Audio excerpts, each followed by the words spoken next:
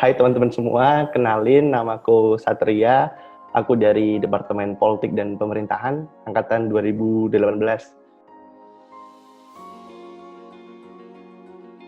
Sejak SMA paling ya. Karena kan podcast bisa dibilang barang baru nih di Indonesia nih. Tahun 2015-an paling baru masuk dan itu pun belum begitu populer ya. Populernya tuh baru tahun 2019-2020. Nah, walaupun ngikutin sejak SMA tapi baru tahu nih ada lomba-lomba podcast tuh belakangan ini gitu semenjak populernya. Kalau referensi ada satu podcast tuh yang dapat titel Bapak Podcast Indonesia. Kalau Mas juga tahu pastinya ada namanya Adriano Colby. Itu juga salah satu podcaster pertama di Indo yang mulai tahun 2015-an juga dan itu menurutku keren sih dia podcastnya. Karena dia beda ya podcastnya tuh nggak ngundang, biasanya kan ngundang narasumber gitu sekarang ini, tapi dia lebih ke ngomong sendiri, monolog gitu, dia ngobrolin keresahannya dia ya seakan-akan ngelempar opini aja biar ditanggepin sama orang-orang di internet gitu, di dunia maya lah.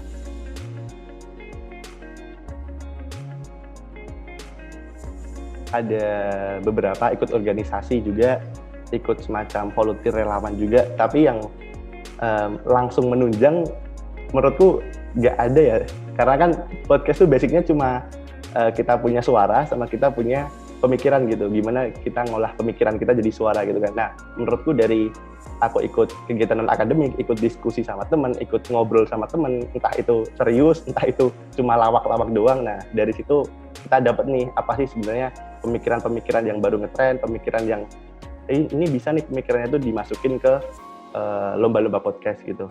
Aku ada salah satu organisasi yang aku ikuti itu juga bikin podcast juga ya pada tahun 2020 pas kita lagi masuk pandemi, karena kan aktivitasnya dibatasin tuh, terus apa-apanya harus masuk ke ekosistem digital kan. Nah terus aku sama teman-temanku kepikiran, kenapa sih kita nggak bikin podcast aja gitu, di atas namakan organisasi. Nah dari situ mungkin aku jadi kepikiran gitu, kalau organisasi yang gede aja bisa, dengan orang-orang berpemikiran banyak bisa, terus kenapa aku yang sendiri nggak bisa gitu. Terus akhirnya dari situ aku coba-coba ya bikin podcast, coba belajar gimana sih cara bikin podcast sendiri gitu, gimana cara ngelempar opini ke publik, cara kita nemuin gagasan dan mengutarakannya dengan ya se-efektif dan se-efisien mungkin.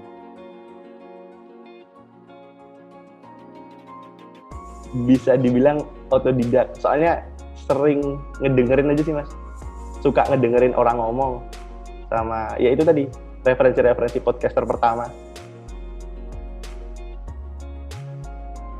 Cukup jauh ya karena kan kalau ini berpikir kritis tuh, aku tuh dulu taunya kalau berpikir kritis itu ada apa-apa tuh kita harus kritik gitu, kita harus kasih masukan, kita harus kasih saran. Nah turns out setelah aku ngulik-ngulik podcast ternyata nggak begitu. Justru berpikir kritis itu ketika ada suatu masalah, kita tahan dulu kritik yang kita cerna dulu, kita cari tahu sumber-sumber lain, kita cari tahu perspektif lain, habis itu baru kita ngasih kritikan yang sesuai gitu. Jadi nggak harus apa-apanya kita kritik, tapi dalam nge-podcast harus benar-benar insight A kita terima, insight B kita terima, habis itu ya kita obrolin bareng-bareng gitu. Istilahnya kayak penyaringan gagasan lah. Kalau podcast aku lebih suka keresahan pribadi dan keresahan yang disaring dari gagasan yang didapat dari teman-teman obrolan aku.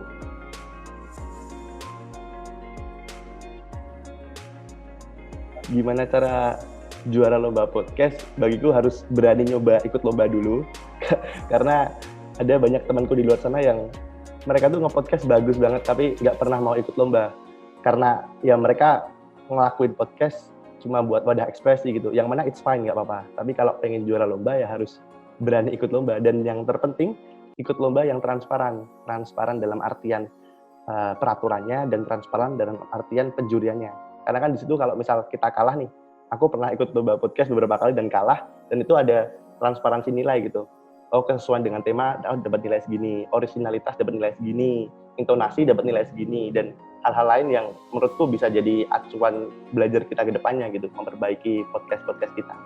Biasanya lomba podcast yang nggak ngasih penilaian itu diragukan sih. Dari jurinya nggak jelas siapa, penilaiannya nggak dikasih tahu, bobot-bobotnya gimana, itu meragukan biasanya. Kalau yang podcast yang nasional itu biasanya jelas, terstruktur, dan transparan.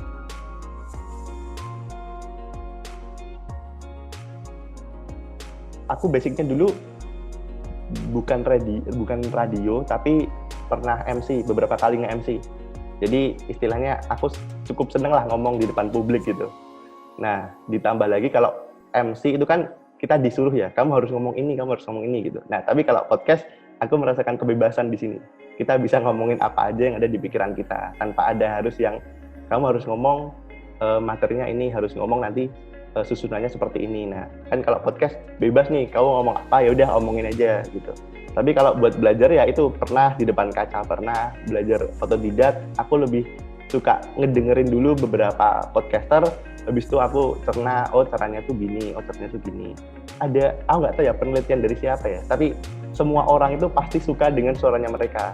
Kalau ada orang yang bilang, oh suaraku jelek, ya itu emang bener, ada suara yang bagus, ada suara yang jelek, tapi nggak ada satupun orang yang nggak suka sama suaranya mereka sendiri. Karena ya setiap hari mereka dengernya itu terus itu. Suara mereka dengarkan sendiri. Dan bagiku masa depan podcast bisa cerah ya karena itu tadi. Nggak ada satupun manusia yang nggak suka sama suaranya sendiri. Kalau tipsnya mungkin jangan terlalu, ini kalau aku personal ya, jangan terlalu mikirin pendapat orang lain kalau kita pengen ikut lomba. Karena kalau ikut lomba pertama, kedua itu pasti jelek lah.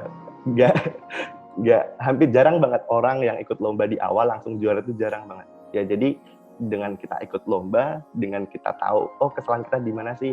Kalau kita tahu kesalahannya di mana, kita tahu nilai transparannya itu, kita tahu bobot yang kurang di mana, kita perbaiki. Oh, cara bikin opening yang bagus tuh gini. Oh, cara maintain audiens biar nggak bosen tuh gini. Oh, cara nyelipin lawakan-lawakan kecil tuh gini gitu. Tipsnya itu. Kalau ada tips lagi paling kreasi sama suara sih Mas.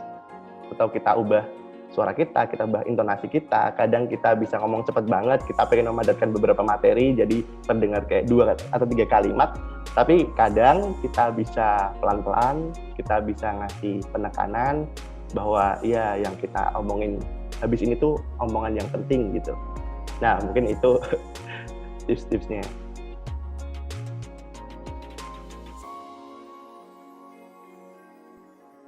Kalau tantangan waktu lomba di awal itu pasti banyak banget ya, karena kan ikut lomba kalah, ikut lomba kalah. Cara kita tahu di mana sih kekurangan kita itu jadi satu titik balik yang penting gitu. Kan kalau kalah tuh biasanya ada 2 nih, kita bisa belajar dari pengalaman atau kita bisa bangkit dari kegagalan gitu. Ada orang yang cuma belajar doang tapi nggak bangkit, ada orang yang bangkit doang tapi nggak belajar gitu. Kalau bangkit doang nggak belajar ya dia ikut kalah gitu terus. Dan kalau belajar doang nggak bangkit ya dia tahu kekurangannya di mana tapi dia memutuskan untuk nggak ikut lomba lagi gitu karena oh ya ngapain, paling aku nanti kalah. Yang penting itu sih belajar dari pengalaman dan coba bangkit dari kegagalan ya, walaupun susah tapi kalau kita jalani aja, nggak usah terlalu peduli sama pendapat orang lain. Ya itu, toh karya itu kan nggak semua orang pasti suka ya, ada yang suka ada yang enggak, dan ya kita bisa fokusin ke orang-orang yang suka dengan kita aja, suka dengan karya kita. Di beberapa podcast itu biasanya ada batasan waktu, ada 5 menit lah, ada 10 menit lah, harus di atas 30 menit lah.